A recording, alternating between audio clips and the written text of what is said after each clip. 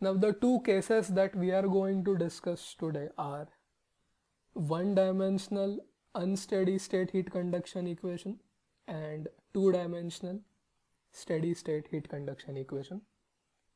The equation which we wrote down in the previous slide, this one, this is one-dimensional unsteady state. Now when you have the word unsteady in your description, it means derivatives with respect to time are present. When we say that the system has reached a steady state, it means that whatever dependent variable or function that you have, it no longer changes with time, it only changes with space.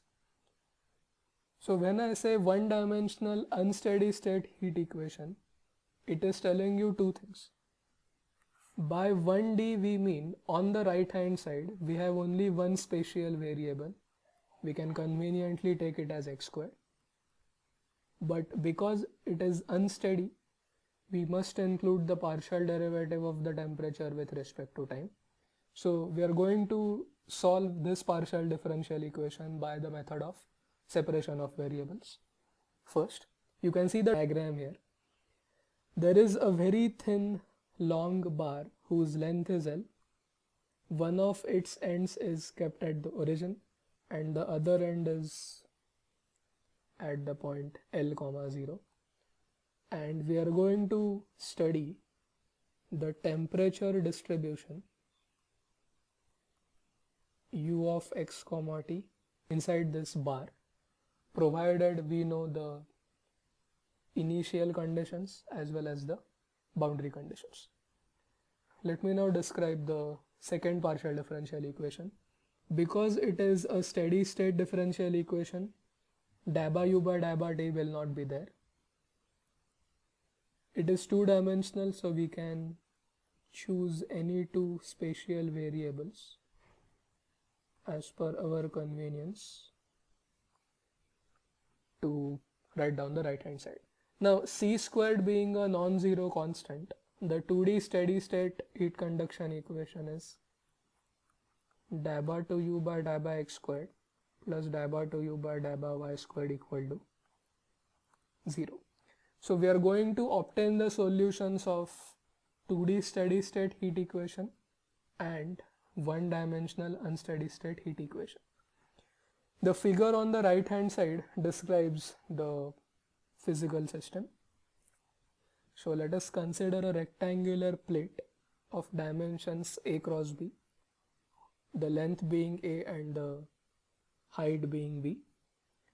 Now there are three types of boundary conditions for two-dimensional steady state, but we are going to study only one of them.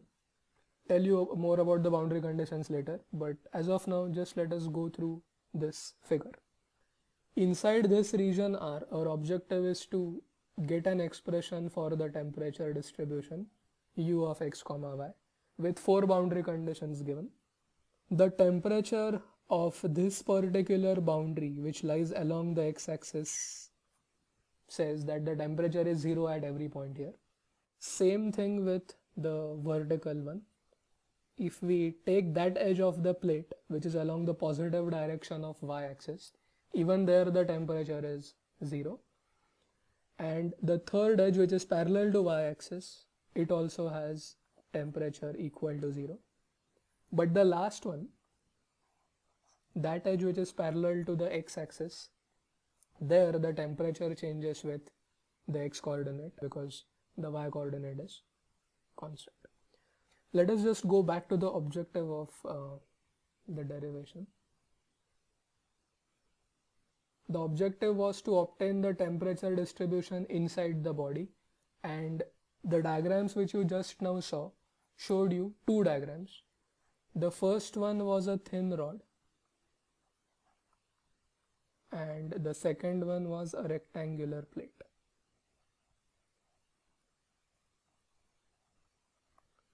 To simplify things, we are allowing the temperature here to change with time. But for the rectangular plate, we are considering the steady state. But the objective is same, to find the temperature distribution inside the body.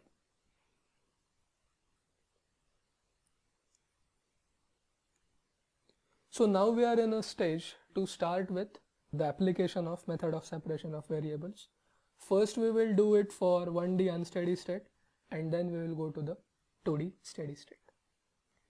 So this is the partial differential equation which we are going to solve, provided we know three conditions. This is the initial condition.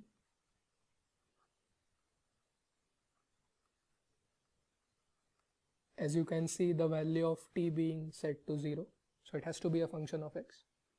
And these are the two boundary conditions.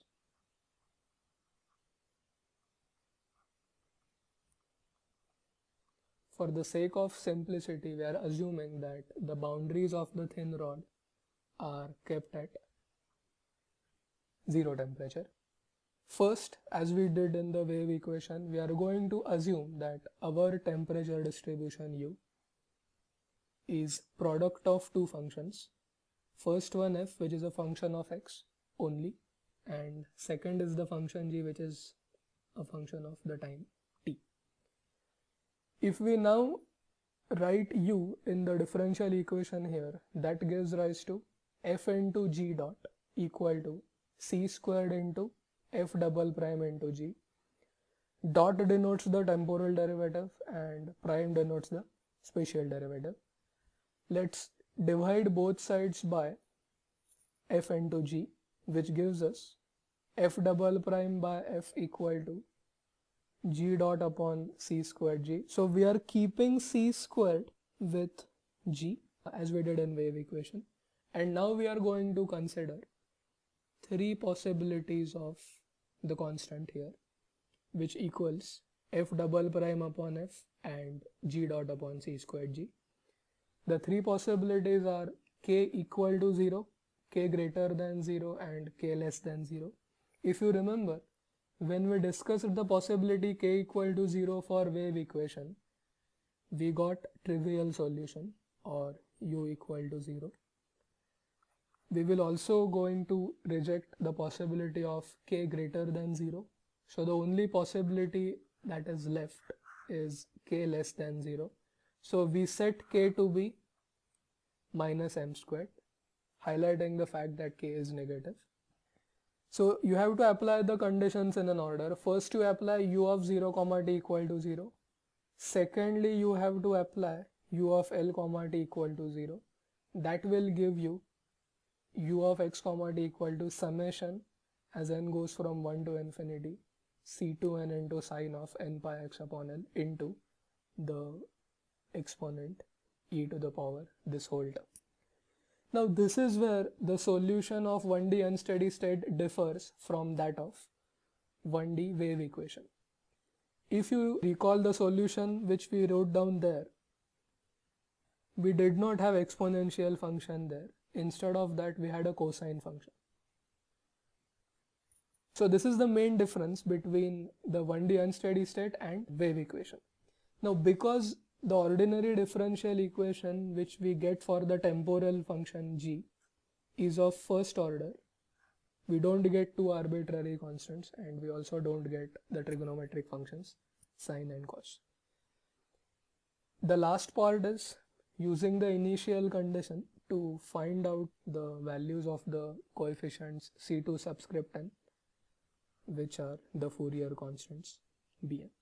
Again, when you substitute t equal to 0 for the blue bracket to find out or to determine c2n, because t is present in the exponent, the whole exponent becomes 0 and e raised to 0 is 1. Same thing took place with cos in the wave equation. Okay, so when you will be asked to solve 1D unsteady state heat conduction equation with these three conditions, don't do the first three parts. Just write down the general solution and substitute t equal to 0 and get the values of the constants bn, and that will require you to perform the integration. So this completes the 1D unsteady state part with the boundary conditions being u equal to 0. We'll discuss the case of insulated boundary conditions very quickly in the next slide. Now, when I say that the ends are insulated, I mean this. There is no heat flowing out or flowing in from the ends of the rod. The mathematical description of the insulated ends that we have the following boundary conditions. If U denotes the temperature, as the ends are insulated, no heat exchange can take place, and therefore dabba U by dabba X at X equal to 0 as well as at X equal to L is 0. So when the ends are insulated, you need not always have this and U of L comma T. This you had in the previous situation. U of 0 comma T equal to U of L comma T equal to 0. So when the problem says insulated ends, don't take U equal to 0 at the boundaries. Take the partial derivatives of U equal to 0 at the boundaries with respect to X. Now the approach is very much similar to the previous one, except for the two boundary conditions which we discussed here. This gives rise to half-range Fourier cosine series, wherein you have to start the summing variable n from 0. As you know that in Fourier cosine series, the coefficients a0 and an both are present, unlike the Fourier sine series where a0 and an are equal to 0. So you are only required to find bn. Check out the appearance of the cosine term here. You will realize this once you substitute the appropriate conditions. So for insulated ends, if at all a problem comes, you have to recall that while finding the solution by using Fourier series, the summing variable n starts from 0.